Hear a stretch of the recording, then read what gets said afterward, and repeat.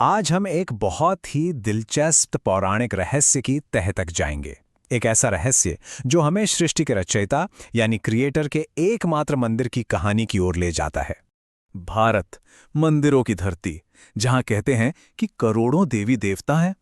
लेकिन सोचने वाली बात है ना, कि त्रिदेवों में से एक, खुद सृष्टि के रचयिता का इस पूरी धरती पर बस एक ही मुख्य मंदिर है।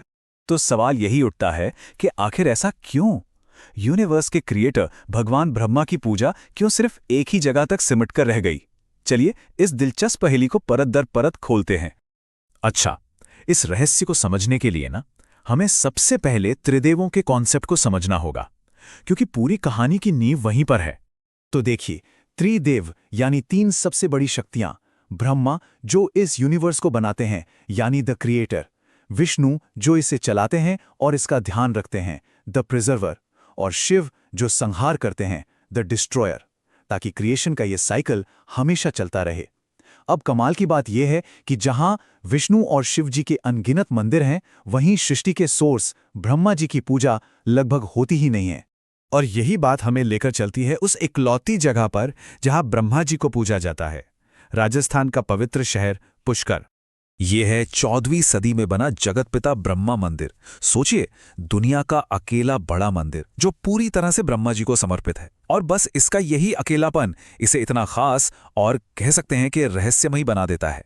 तो चलिए इस रहस्य की पहली कड़ी पकड़ते हैं, और इसके लिए हमें चलना होगा पद्म पुराण की एक बहुत पुरानी कहानी में, देवी सावित्री के श्राप की कहानी। तो हुआ यूं कि भगवान ब्रह्मा ने वज्रनाश नाम के एक राक्षस का वध किया। उस दौरान उनके हाथ से एक कमल का फूल जमीन पर गिरा और उसी जगह बन गई पवित्र पुष्कर झील। अब ब्रह्मा जी ने तय किया कि इतनी पवित्र जगह पर एक बहुत बड़ा यज्ञ किया जाए। पर यज्ञ का एक नियम है, उसमें पति पत्नी का साथ बैठना जरूरी होता है। लेकिन यहीं पर एक मुश्किल आ खड़ी हुई। उनकी पत्नी देवी सावित्री को आने में थोड़ी देर हो गई, और यज्ञ का जो शुभ मुहूर्त था वो निकलता जा रहा था। अब समय तो रुकता नहीं, तो यज्ञ को शुरू करने के लिए ब्रह्मा जी ने वहीं की एक स्थानीय कन्या गायत्री से विवाह कर लिया। अब आप सोच सकते हैं कि क्या हुआ होगा। जैसे ही देवी सावित्री वहां पहुंची और अपनी जगह किसी और को बैठे देखा, वो गुस्से से आग बबूला हो गईं, और उसी पल उन्होंने ब्रह्मा जी को शाप दे दिया कि जिस पूजा के लिए आपने मेरा अपमान किया है, उस पूजा के लायक आप इस धरती पर कहीं नहीं समझे जाएंगे, सिवाय इस एक जगह के, पुष्कर। लेकिन रुकिए, कहानी सिर्फ इतनी ही नहीं है। एक और बहुत मजबूत वजह बताई जाती है, एक दूसरा सुराग जो हमें भगवान शिव के गुस्से की कहानी से मिलता है। एक बार की बात है, ब्रह्मा जी और विष्णु जी में बहस छिड़ गई कि दोनों में से बड़ा कौन है। अब ये बहस इतनी बढ़ी कि इसे सुलझाने के लिए भगवान शिव को बीच में आना पड़ा। वो एक कभी ना खत्म होने वाले एक अनंत ज्योति स्तंभ के रूप में प्रकट हुए और दोनों को चैलेंज दिया कि जो भी इस स्तंभ का पहला या आखिरी सिरा ढूंढ लेगा, वही बड़ा माना जाएगा।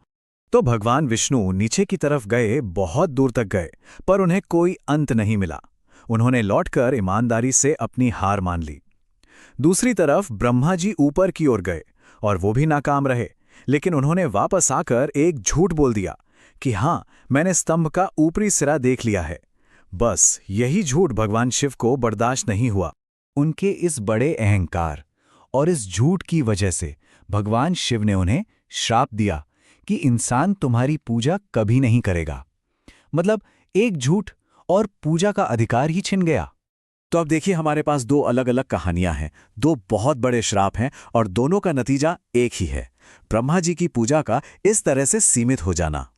जब हम दोनों श्रापों को साथ में देखते हैं ना, तो पूरी पिक्चर क्लियर हो जाती है। एक श्राप जो पत्नी के गुस्से से निकला, उसने पूजा को सिर्फ एक जगह, पुष्कर तक बांध दिया। और दूसरा श्राप जो एक बड़े झूठ और अहंकार की वजह से मिला, उसने तो पूजा पर पूरी तरह से ही रोक लगा दी।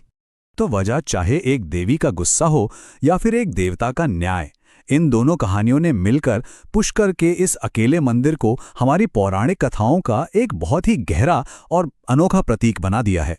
और ये हमें एक बहुत गहरे सवाल पर लाकर खड़ा कर देता है। किसी भी पवित्र स्थान को अमर होने के लिए क्या लाखों भक्तों की भीड़ चाहिए, या फिर सिर्फ एक ऐसी मजबूत कहानी ही काफी है?